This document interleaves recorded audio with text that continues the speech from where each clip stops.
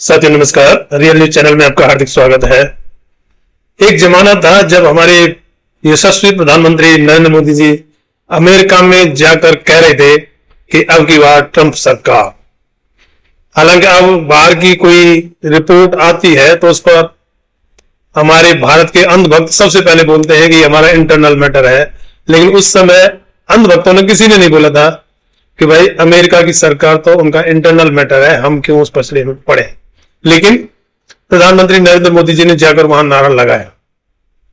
उसके बाद में जब दूसरे टर्म्स में डोनाल्ड ट्रंप राष्ट्रपति बने तो उनके अंदर पता नहीं भारत को लेकर क्या खुन्नस बनी और वो लगातार भारत को झटके पर झटका देते जा रहे हैं।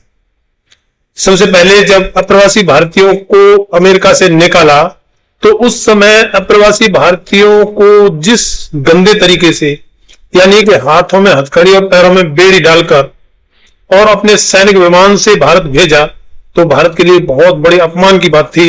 लेकिन अंधभक्तों के कान पर जू नहीं रहेंगी और वो कहने लगे कि जो गलत तरीके से जाएंगे तो ऐसा ही होगा।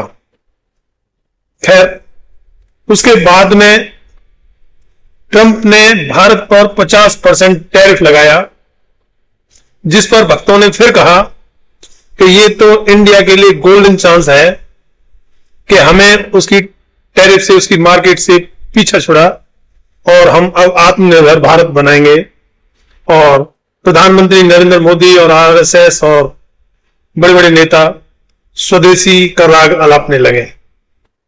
वो भी चलता रहा। उसके बाद में अभी कल परसों ट्रंप ने एक बार फिर बयान दिया कि भारत ड्रग्स बेचता है। ये सारे ही जो हालात बने हैं, जो सारी बातें हुई हैं, उसने भारत का अपमान किया और बार बार कर रहा है। उससे पहले एक बार उसने कहा था कि भारत में सरकार बदलने के लिए अमेरिका ने $21 मिलियन प्रधानमंत्री नरेंद्र मोदी को दिए, जो मेरे बहुत खास दोस्त, वो दोस्त भी कह देता है और ऊपर से झटका भी दे देता है। अब नया झटका लगा है। ट्रंप ने जो H-1B वीजा जो होता था उसकी फीस बढ़ाकर $1 लाख कर दी है, यानी कि 88 लाख रुपए, और वो भी 1 साल के। हालांकि H-1B वीजा जो है 3 साल के लिए होता था और आगे भी रहेगा, लेकिन 1 साल की फीस $1 लाख होगी उसकी।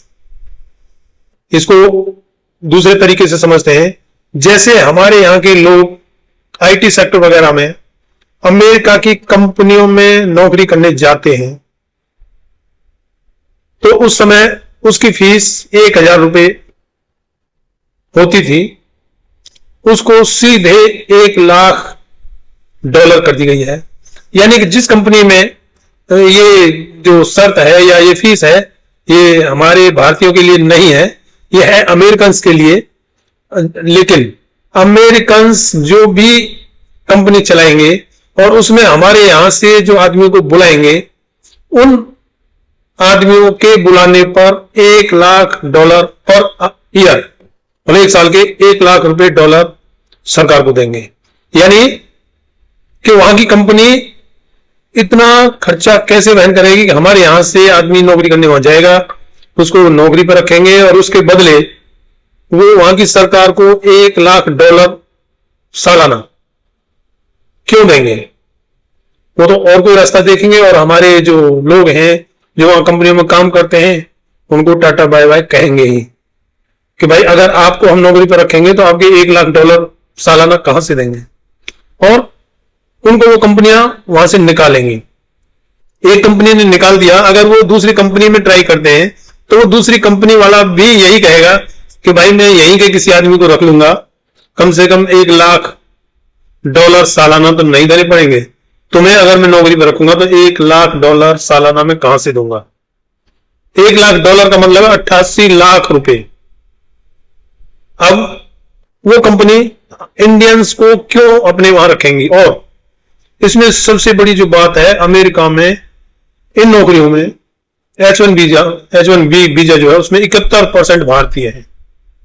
तो हालांकि बड़ी ही दुख की बात है कि जहां भारत में रह रहे लोगों के लिए रोजगार नहीं है, वहां जब वो अमेरिका की कंपनी उनको निकालेंगी तो उनके लिए रोजगार कहां से आएगा?